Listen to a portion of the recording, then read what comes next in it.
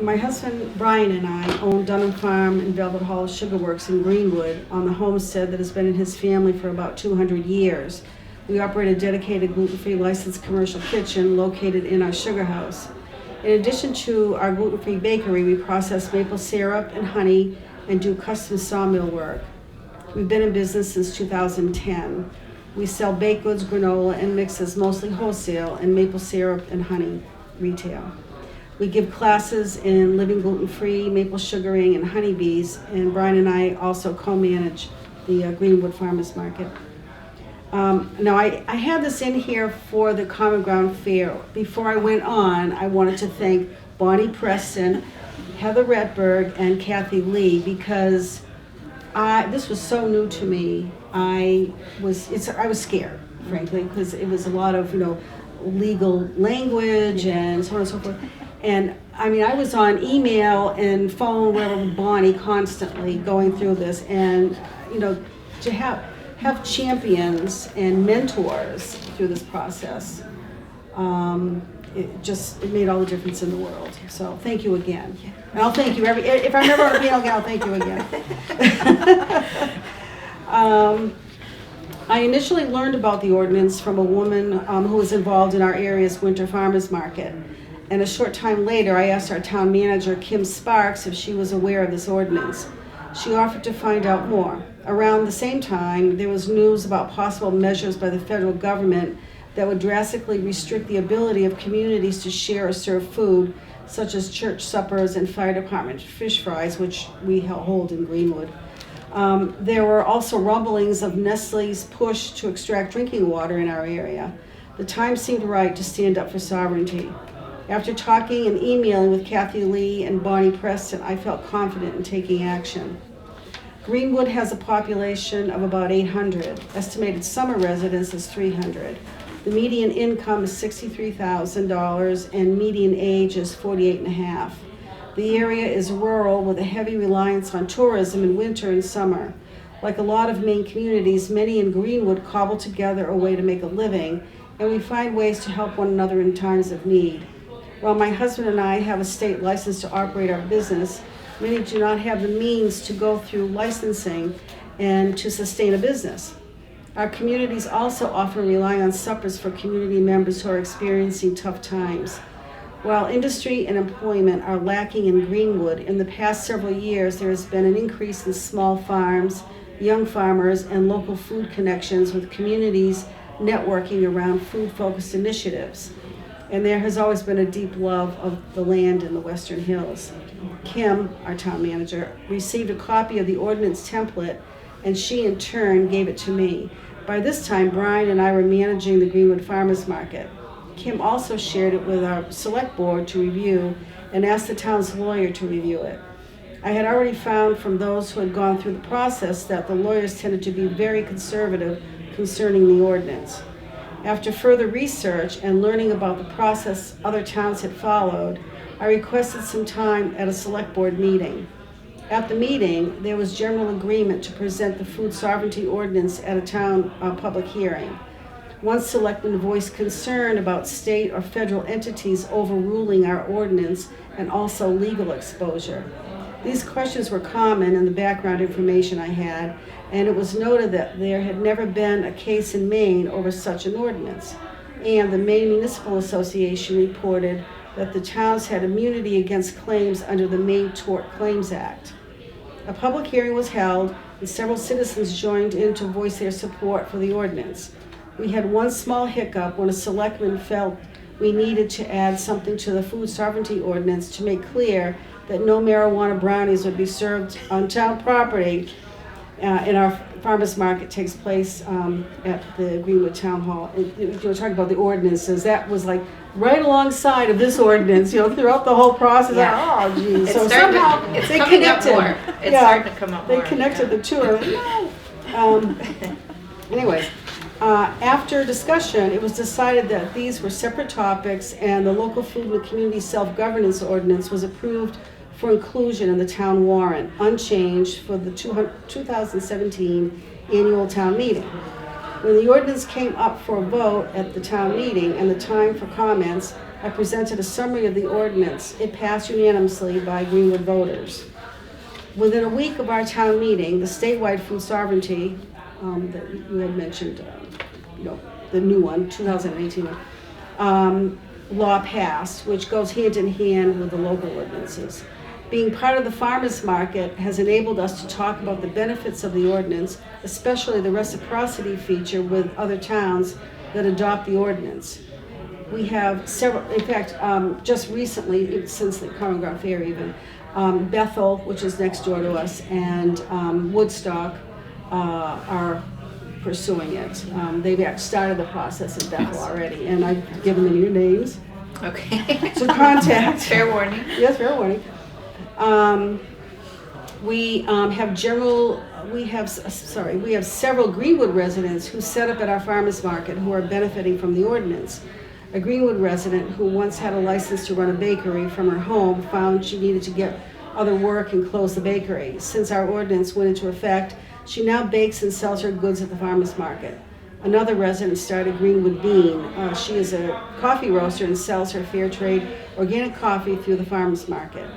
She recently got her mobile vendor's license and will be branching out to festivals and other events. Our market was sort of an incubator for her to get started and gain a customer base. Shortly after the Greenwood ordinance passed, I submitted a letter to the editor to our local paper and to the Lewiston Sun Journal to get the word out to our citizens and also for other Maine towns to see that the process for food sovereignty is an attainable goal. So that's my summary, but I also have 2 testimonials, and I think these are so good because it goes beyond. We didn't even think about some of these things going through the ordinance process, but there's so many possibilities once you have the ordinance in place. So one of them I actually referred to both of these people in the summary. One is Michelle Schutte of Greenwood Bean, the coffee company I mentioned. This is her statement, without the Greenwood Food Sovereignty Ordinance, my small coffee roasting business may have never gotten off the ground. The ordinance gave me a chance to quickly and easily introduce my product to customers in my community at the local farmers market and allowed me to determine that there was enough demand and interest to warrant starting the business before putting forth the effort and getting licensed. I have since become licensed as a home processor and mobile vendor, but probably wouldn't have made that leap without the ordinance. And the other statement is from Amy White Chapman, and it's Amy's Bakehouse, and that was the name of her business that she had operated years ago. I had a commercial kitchen license and a second kitchen dedicated to the bakery when I ran it out of my home. I gave it up because I was putting in too many hours for too little pay, and I needed a job with regular pay and health insurance. However, the licensing regulations were definitely a deterrent to doing any baking part-time on the side while working at other jobs. After I closed the bakery, I often had people ask me if I would bake something for them and had to tell them no because I no longer had a license. Having the ability to bake in my home kitchen and sell products directly to customers without going through the licensing process has made it possible for me to bake and sell at the weekly Greenwood Farmers Market. Without our town's food sovereignty ordinance, I wouldn't be participating in the market. I love the flexibility of the Greenwood Farmers Market, which makes it possible for me to participate when I am able and to take a week or more off if I have other commitments. I also love the fact that it is right across the street from my house. And it really is, it's like right there. It's been wonderful getting to know the other vendors, and I always go home from the market with high quality local products I've purchased from several other vendors. And I love meeting my customers and building up a fan club for my baked goods. That is so wonderful. So that's Greenwood. And then will you share again who Amy is now in your town and right. that delightful piece that she didn't recognize? Yeah, this is so affect funny. her? Well, and I didn't really either. This is the funny thing. We weren't going to the next step. I was just so locked into getting the ordinance through. Well, Amy is one of our select people. She's on our select board. We have 3, and she never even occurred to her that maybe she could do this. And so when we had a baker at the farmers market who stopped coming, And so I thought, well, what about Amy? I mean, maybe she'd be willing to start baking again. It's because our farmers market is every Friday, 4 to 6. So it's just, 2 hours. I mean, yes, when you're baking, it's a lot more than 2 hours. But so I approached her, and she thought, oh, yeah, I guess I could do that. I mean, it was just so funny how the light bulbs all went off. Right.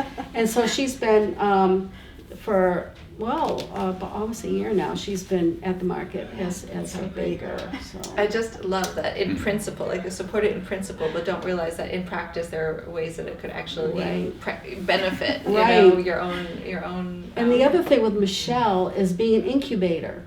I mean, that was another thing. It never occurred to me that we would be doing that or could do that. Right. And so this was a good way for her to try it out, because if you're going to go the next level on probably anything, but in a coffee roaster, going to that next level of equipment is quite a financial leap. So it was a good way for her to decide, can I do this or not? And she actually has a nice customer base now. So that's so awesome. I mean, that's why we did this, right? Yeah. And I mean, the other thing that I love about those stories is that now that Amy's at the farmer's market, now she's in not only commerce, but also relationship with all those other producers, and they're all supporting each other. Yes. And it's like, that's what we're talking about, like these traditional foodways, Right. to reconnect those and Exactly. protect them with policy. Exactly. I didn't mention Waterford. They're also interested, and that's a direct result of having a Waterford farmer who sells meat and poultry.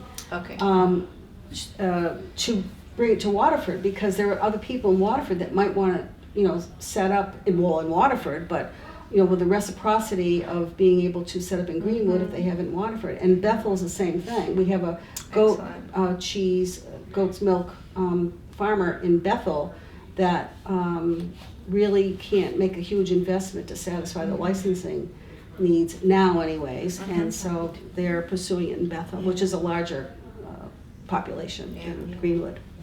So when we revised the ordinance the last time in 2018, we added a clause called intermunicipal governmental cooperation or collaboration, maybe it's called.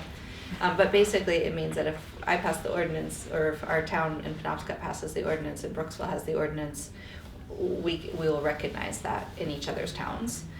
So it's just a way of kind of connecting the dots of this food sovereignty zone that's growing. And the thread that I love between Suzanne's story and Stephen Brooks' story, and you may touch on this, but I don't know if you always do, is just that they were living in Michigan, and there were some really hostile things happening in the country towards small farmers when this all started in 2009 and 10, and was also part of the impetus of us doing this, because I always felt like we were pretty insured against all that living in Maine. And then when we saw that pattern was sure enough coming to our state legislature and to our farms as well, it felt really, really important to put up some kind of protective policy.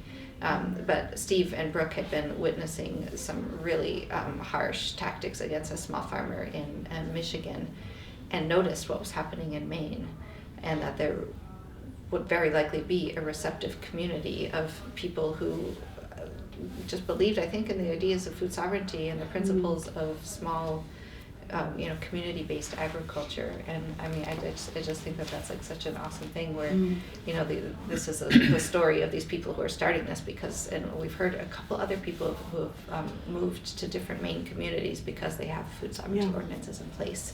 So it's already attracting people to Maine, even though it was really, really suppressed until just last year. Right. So without further ado. I have nothing more to add. No. Except that here's another point of connection. He's growing coffee. And Oh, you have coffee really? roasters in Oh, Greenwood. for heaven's sakes! Wouldn't that be something? Because her beans don't come from No. Maine, I don't Can you think. imagine? No. No. Well, I grew up in Norway, which is the next town south of Yeah. Greenwood. And, for part of my career, I taught at Northern Michigan University in the Upper Peninsula of Michigan on Lake Superior. And,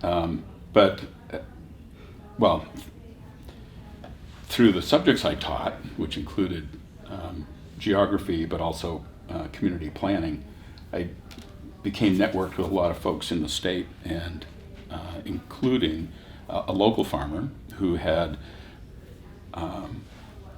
issues with the local, his local government about right to farm issues on his property. But then another farmer downstate that Heather was referring to, who was sort of a victim of a non-elected commission appointed by the governor, big ag people, changing definitions and regulations. And as a result of that, he was raising a breed of hog, of pig, that suddenly became illegal, and the state wanted him to kill all of them. And he stood up against them, and at one point they were threatening to fine him $1,000 per animal. So his fine was up to $175,000 and different felony counts. That's what he was looking at for standing up. So, he just about lost everything, but received an okay finding in a court, so that he was still allowed to raise those pigs. Anyway, back in the early 2000s, I became aware of other issues going on. I became I call it being a peak oil alarmist, and all that means, and started really questioning, the role I'd played as a planner and in training planners and being involved in all of that, to, damn, we gotta figure a different way to go about things. And one of the things I came to the conclusion of was that you're only as safe as your neighbor is well fed. And so it really behooves all of us to have other people grow as much food as they can and not be reliant on you, because then you become a target. Not just about self-reliance. Yes, yeah. So self-reliance is encouraging them to be self-reliant so that they aren't dependent on you. And so anyway,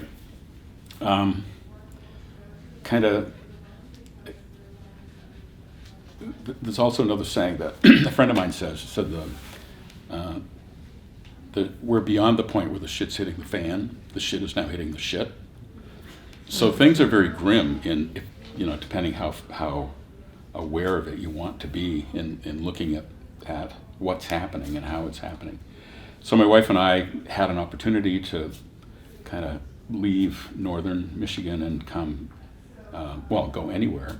But prior to that, through an article that David Gumpert had written, I'd heard about you.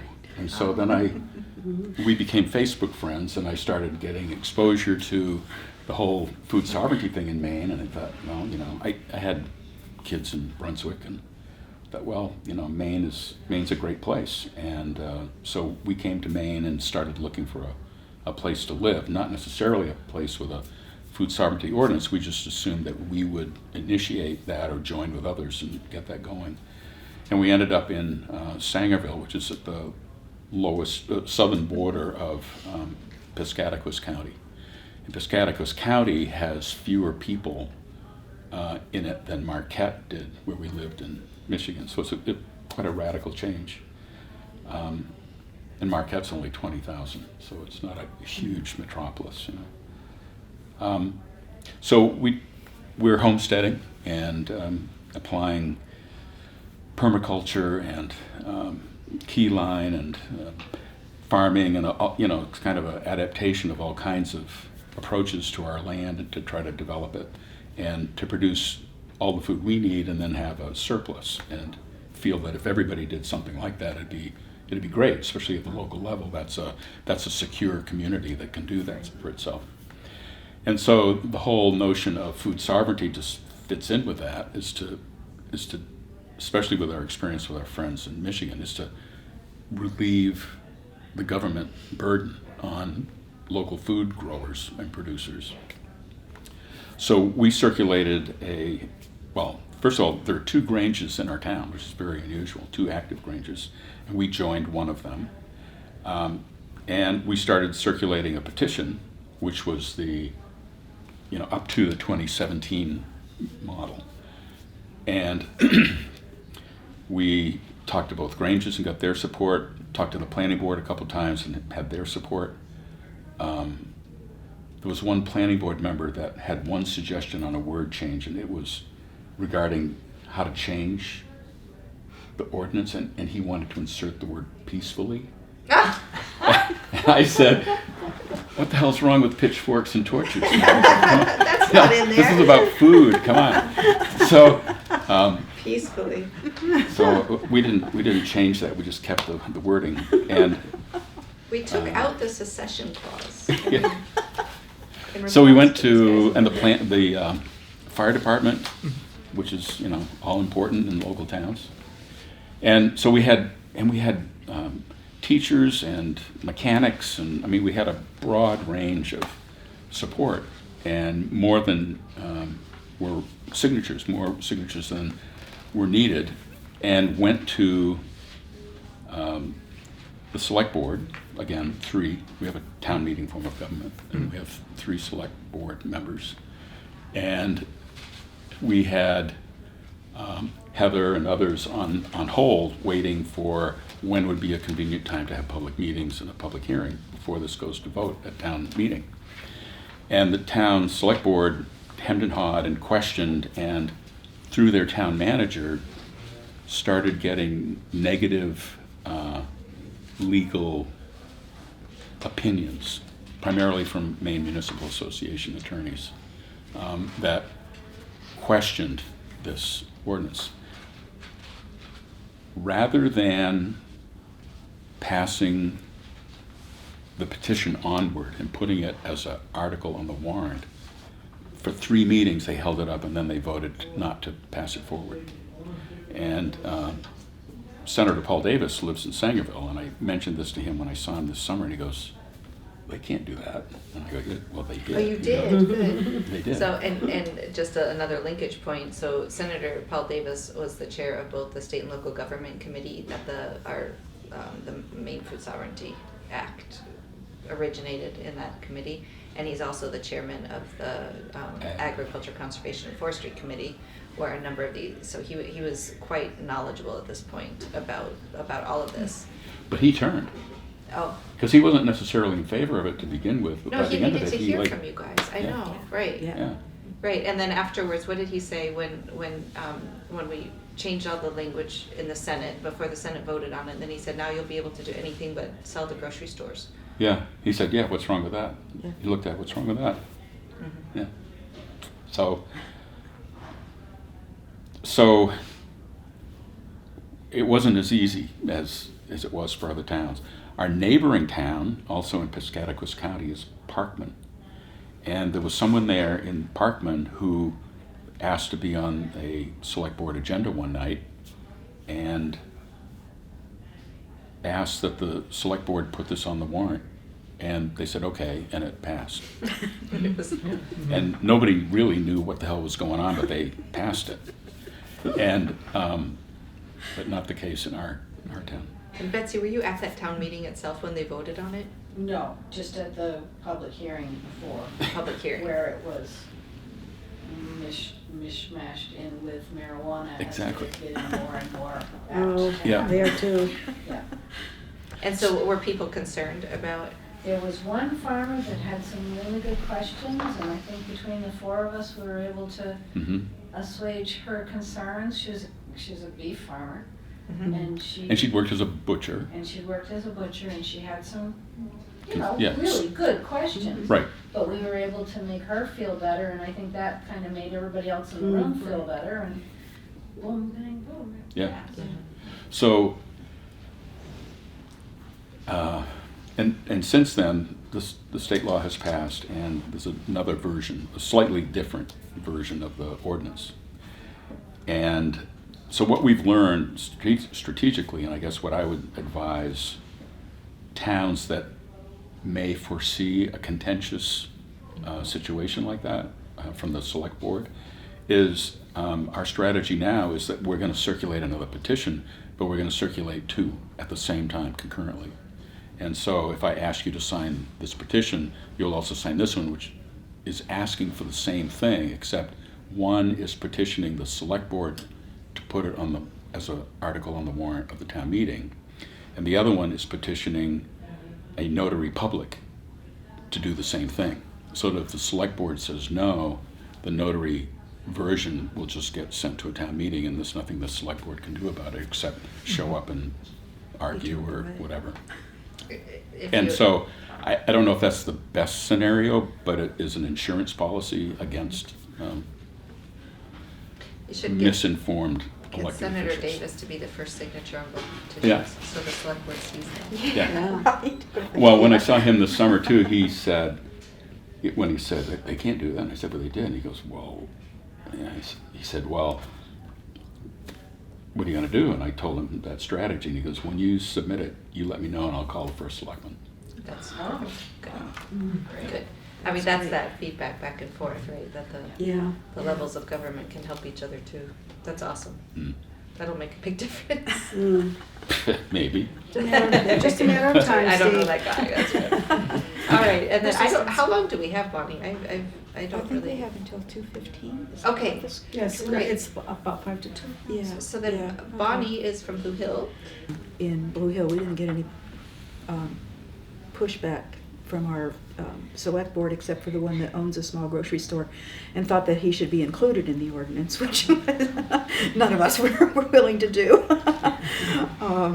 So anyway, so it went on to the warrant, and I did a little bit of organizing in town, but it was so easy, and I think there were a number of reasons for that. And one is that the local newspaper in Blue Hill was supportive, and they printed all of the letters to the editor that we sent, and they printed an essay that Heather had written that was longer than normal for that, that particular part of the paper, and so we had some support there. But the other one was a story that I think was great and represented a lot of Maine people. I had stopped at the road construction company owned by the person who, I don't remember if it was at the time he was road commissioner, but he had been.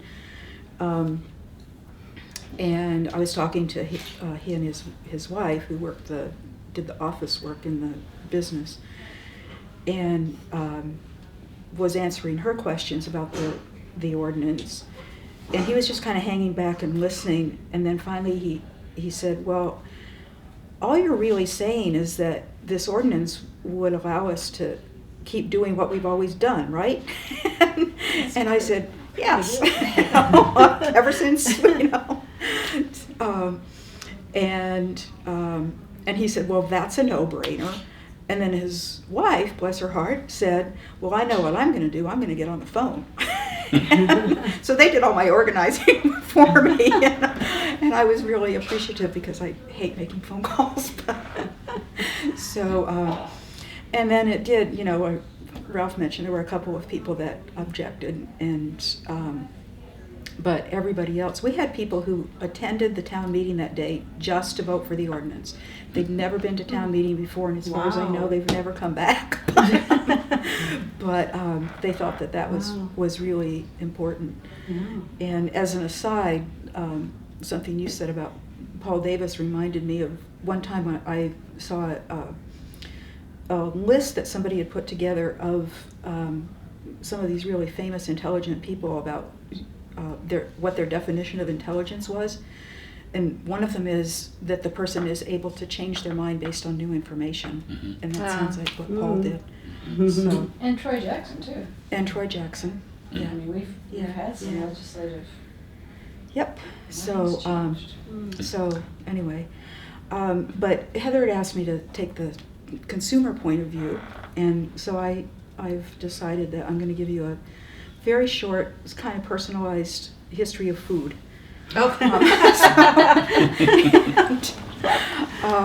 Start by, and I have no idea, I can't remember at all who this person was or what the circumstance was, but I heard some young man either say or write that he said, well, my grandparents just called what they ate food. He said, I have to call it organic food. And that was kind of way things were since World War II, where you couldn't just eat food. You know, you had to eat organic food if you didn't want to be eating things with, you know, well, petroleum byproducts and Better living through chemistry. Better living through chemistry. That was, you know, that was that whole thing. And so anyway, I know my dad grew up on a dairy farm. He didn't want to be a farmer. We wound up in Southern California, where he worked building roads.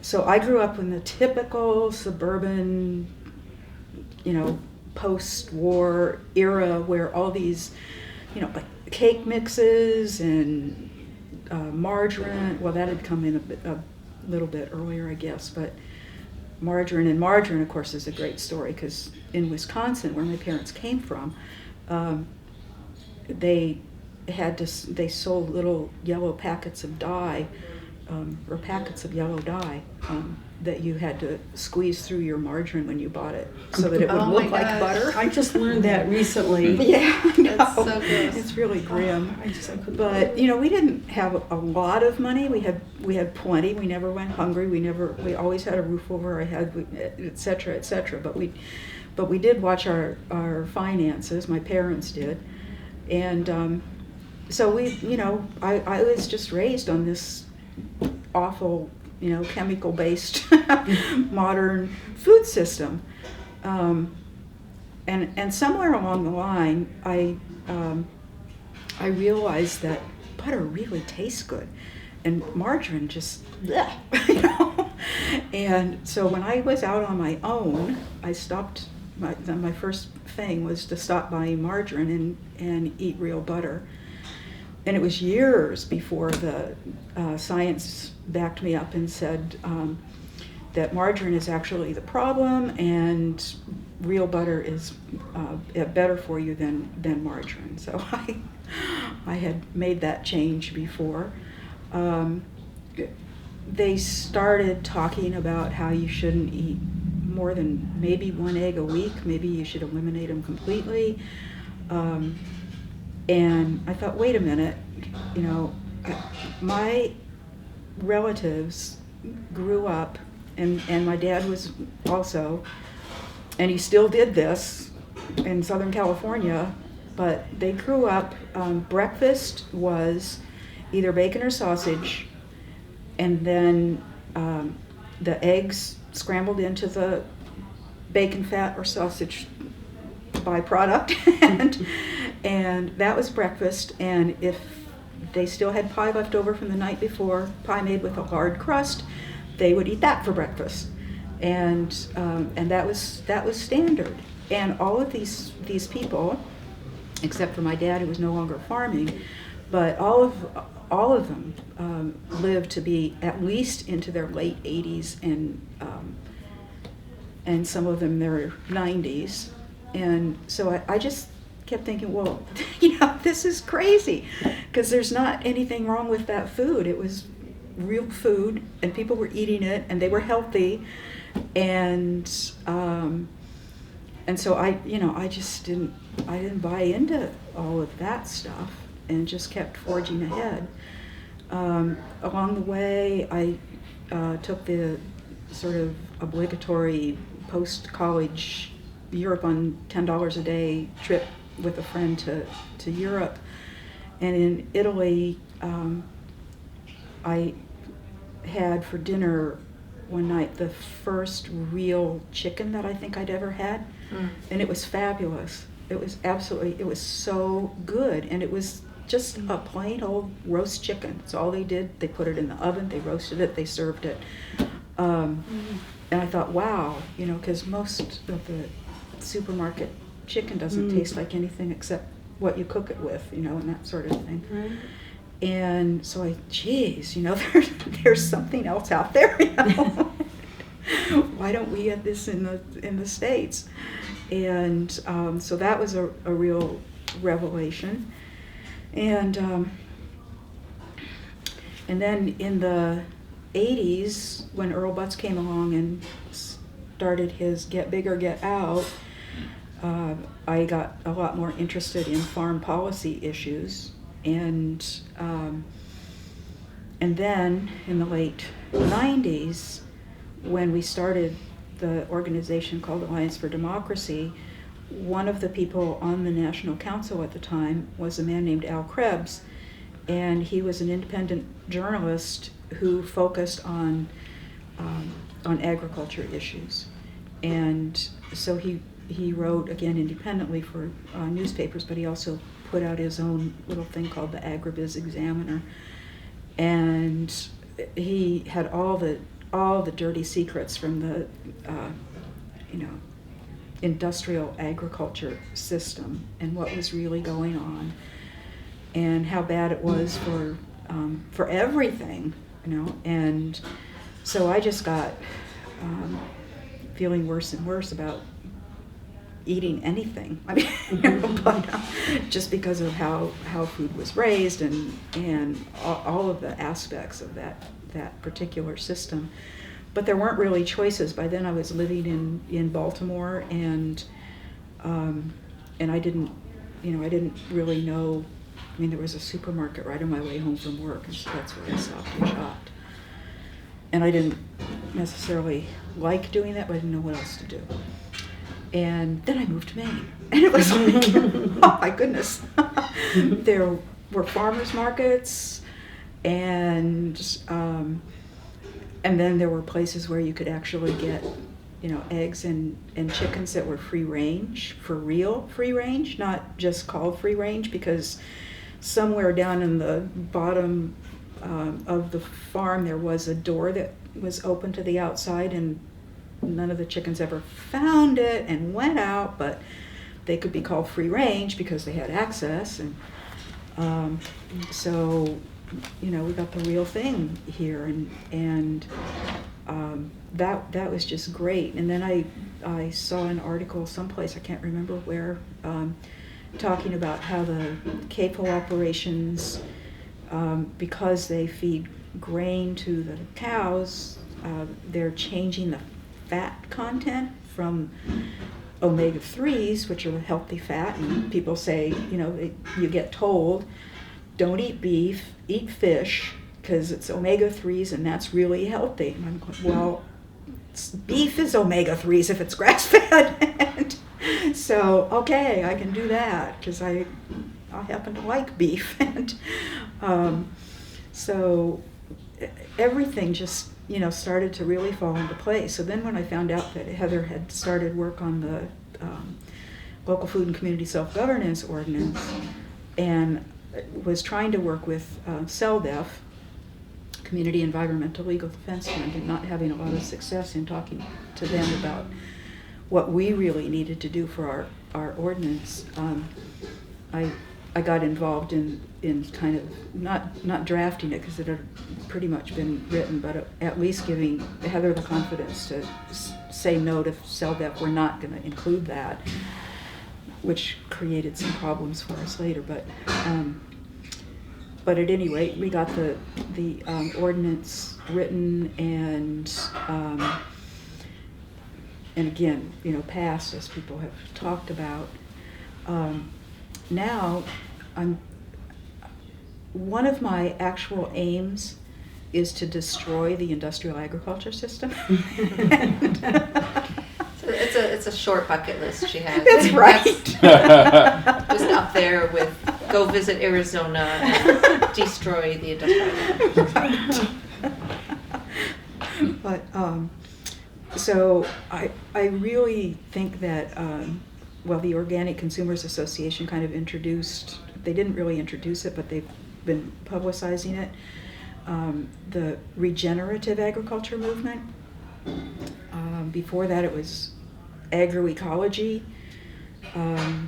One of the spokesmen in that movement was a man named Fred Kirschenmann, who is just brilliant and a wonderful person. He spoke at the Camden Conference on Food and Water a few years ago, and the thing he said in his keynote address that really stuck with me, he said, he said we must farm in harmony with nature. Nature always has livestock.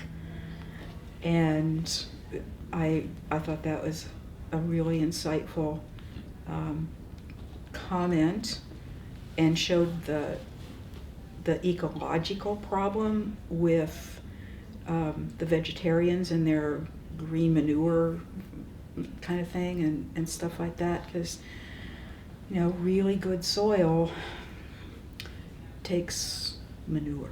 and I had, again, another little piece of the history.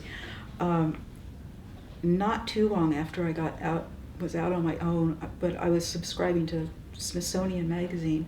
Smithsonian Magazine, of all things, actually had an article one time that I've never forgotten. I can't remember which Virginia it was, whether it was just Virginia or West Virginia, but there was, they wrote about a small farm there that was doing what now is called community-supported agriculture. I don't think they use that terminology, but they only had 10 acres, so they didn't have enough ground to have larger animals. So they grew vegetables of a variety of kinds, and doing that in an ecologically sound way with rotations and all of that. And then they also had chickens, and so they sold eggs and also had some meat birds. And one day, one of their customers asked the farmer if he'd ever thought about getting rabbits. He said, we'd like to be able to buy some meat other than chicken from you, and maybe that would be a good option. And so he said, gee, I've never thought about it, but I'll give it a try. And his first vegetable crop, after adding the rabbit manure to the chicken manure and the other compost, everything that gets composted on a farm, he said he had bumper crops in everything, but especially in the cabbage family, the cabbage and kale and broccoli and that sort of, yeah. He said it was, he couldn't believe it. He could not believe it. But they just grew like crazy. So they ended up, keeping, raising rabbits and having these fantastic crops from their vegetables, and having a really, still a small operation, but really successful. And that had really stuck with me for some reason. So anyway, we're down to, well, now, we're kind of moving into that regenerative agriculture terminology, which very directly puts the health of the soil as the most important thing. And it's taking off. It's an international movement. There's a group called Regeneration International. You can have you can set up your own your own alliances, they call them, the regeneration alliances. And in the Farm Belt, the Dakotas, Minnesota, Wisconsin, Michigan, Illinois, Iowa, 12 states in the Farm Belt are now part of a regeneration alliance, and they are looking at how they are going to be able to transition from their monoculture crops that have destroyed the soil with all of the artificial fertilizers and chemical, Roundup Ready. yeah, and all of that stuff, the GMOs and the pesticides and herbicides. Al Krebs always just said poisons, because that's what they are,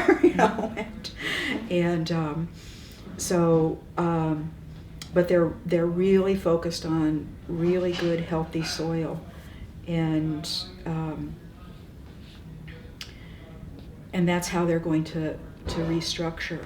And one of the things about Fred Kirschenmann, he grew up on a farm. It was I think, a 3,000 acre farm growing wheat up in the Dakotas. I can't remember if it was south or north. And he actually was the first in his class to, this is an aside, to get to college, but he met a student who was interested in organic agriculture. And when his father asked him if he would be able to come home and take care of the farm because he couldn't do it anymore, he said, yes, but I'm going to turn it organic. So that's the condition. And he did.